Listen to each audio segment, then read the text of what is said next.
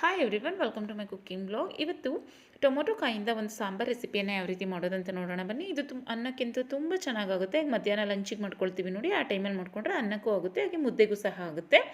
ನಾನು ಇದಕ್ಕೆ ಒಂದು 4 ಟೊಮೊಟೊ ಕಾಯನ್ನು ತೊಗೊಂಡಿದ್ದೀನಿ. ಸ್ವಲ್ಪ ಕೊತ್ತಂಬರಿ ಸೊಪ್ಪು, ಈರುಳ್ಳಿಯನ್ನು ಉದ್ದುದಾಗಿ ತೆಳುವಾಗೂ ಹೆಚ್ಕೊಂಡಿದ್ದೀನಿ. ನಂತರ ಒಂದು ಅರ್ಧ ಬೌಲಷ್ಟು ಚಿಲುಕಿಸಿರುವಂತಹ ಅವರೆಕಾಳು, ಸ್ವಲ್ಪ ಶುಂಠಿ ಮತ್ತು ಬೆಳ್ಳುಳ್ಳಿ, ಒಂದು ಈರುಳ್ಳಿ ರುಬ್ಲಿಕ್ಕೆ ತೊಗೊಂಡಿದ್ದೀನಿ, ಸ್ವಲ್ಪ ತೆಂಗಿನ ತುರಿ ಮತ್ತು ಒಂದು ಕೆಂಪು ಟೊಮೊಟೊವನ್ನು ಸಹ ರುಬ್ಲಿಕ್ಕೆ ತೊಗೊಂಡಿದ್ದೀನಿ.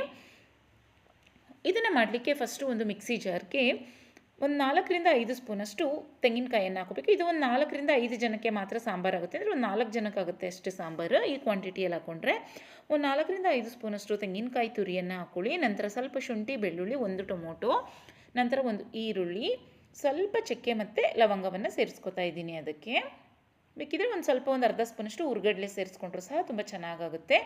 ನಂತರ ಅದಕ್ಕೆ 1 ಸ್ಪೂನಷ್ಟು ಅಚ್ಚ ಖಾರದ ಪುಡಿ, 1 ಸ್ಪೂನಷ್ಟು ಸಾಂಬಾರು ಪೌಡರು, 1/4 ಸ್ಪೂನಷ್ಟು ಅರಿಶಿನ ಪುಡಿ, ಅಂದರೆ 1.5 ಸ್ಪೂನಷ್ಟು ನಾನಿಲ್ಲಿ ಅಚ್ಚ ಖಾರದ ಪುಡಿಯನ್ನು ಸೇರಿಸ್ಕೊಂಡಿದ್ದೀನಿ. ಈಗ ಅದಕ್ಕೆ 1 ಗ್ಲಾಸಷ್ಟು ನೀರನ್ನು ಸೇರಿಸ್ಬಿಟ್ಟು ಸಣ್ಣದಾಗಿ ಪೇಸ್ಟ್ ಮಾಡ್ಕೊಳ್ಬೇಕು. ನಂತರ ಈ ಸಾಂಬಾರನ್ನ ಮಾಡಲಿಕ್ಕೆ ಒಂದು ಪಾತ್ರೆಯನ್ನು ಇಟ್ಕೊಂಡಿದ್ದೀನಿ. ಪಾತ್ರೆಗೆ ಒಂದು 3ರಿಂದ 4 ಸ್ಪೂನಷ್ಟು ಎಣ್ಣೆಯನ್ನು ಹಾಕ್ಕೊಂಡಿದ್ದೀನಿ. ಅದಕ್ಕೆ ಎಣ್ಣೆ ಕಾಯ್ದ ಮೇಲೆ 1 ಸ್ಪೂನಷ್ಟು ಸಾಸಿವೆ ಸಿಡಿದ ಮೇಲೆ ಅದಕ್ಕೆ ಒಂದು ಈರುಳ್ಳಿಯನ್ನು ಉದ್ದುದಾಗಿ ತೆಳುವಾಗಿ ಹೆಚ್ಚಿಬಿಟ್ಟು ಸೇರಿಸಿದ್ದೀನಿ. ಈರುಳ್ಳಿ ಚೆನ್ನಾಗಿ ಫ್ರೈ ಆದಮೇಲೆ ಇದಕ್ಕೆ 1 ಸ್ಪೂನಷ್ಟು ಕರಿಬೇವಿನ ಸೊಪ್ಪು ಮತ್ತು 1 ಸ್ಪೂನಷ್ಟು ಕೊತ್ತಂಬರಿ ಸೊಪ್ಪನ್ನು ಸಹ ಸೇರಿಸ್ಕೊಂಡಿದ್ದೀನಿ. ನಂತರ ಅವೆರಡನ್ನು ಫ್ರೈ ಮಾಡ್ಕೊಂಡ್ಮೇಲೆ ಇದಕ್ಕೆ ಒಂದು ಅರ್ಧ ಬೌಲಷ್ಟು ಚಿಲುಕಿಸಿರುವಂತಹ ಅವರೆಕಾಳನ್ನು ಸೇರಿಸ್ತಾ ಇದ್ದೀನಿ. ಯಾವುದೇ ಹಸಿ ಕಾಳನ್ನು ಸೇರಿಸ್ಕೊಬೋದು, ಇಲ್ಲಾಂದರೆ ಯಾವುದೇ ಡ್ರೈ ಕಾಳಿದ್ದರೆ ಅದನ್ನು ಓವರ್ನೈಟ್ ನೆನೆಸ್ಬಿಟ್ಟು, ಅಂದರೆ ಒಂದು 8 ಅವರ್ಸ್ ನೆನೆಸ್ಬಿಟ್ಟು ಅದನ್ನು ಸೇರಿಸಿದ್ರು ಸಹ ಚೆನ್ನಾಗಾಗುತ್ತೆ.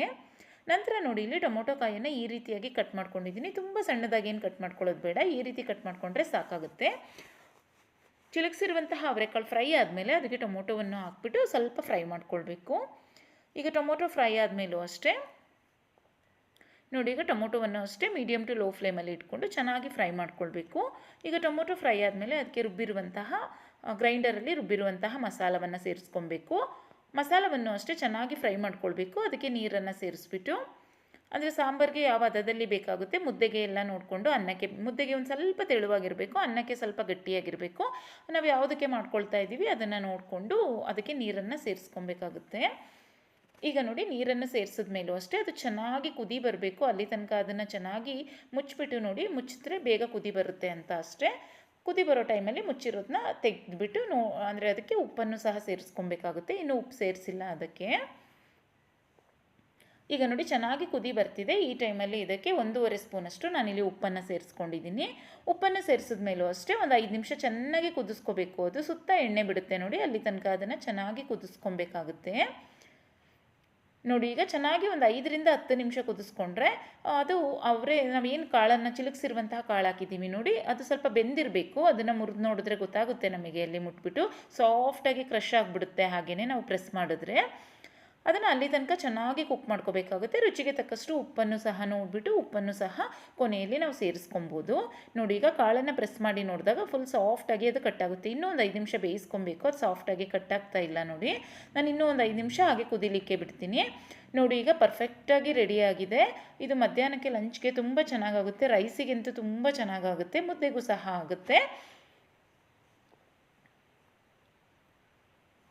ಟೊಮೊಟೊ ಕಾಯಿಂದ ಪಲ್ಯ ಗೊಜ್ಜು ಮಾಡ್ಕೊಳ್ತಾ ಇರ್ತೀವಿ ನೋಡಿ, ಸಾಂಬಾರು ಮಾಡಿಕೊಂಡ್ರೂ ಸಹ ತುಂಬ ಚೆನ್ನಾಗಾಗುತ್ತೆ.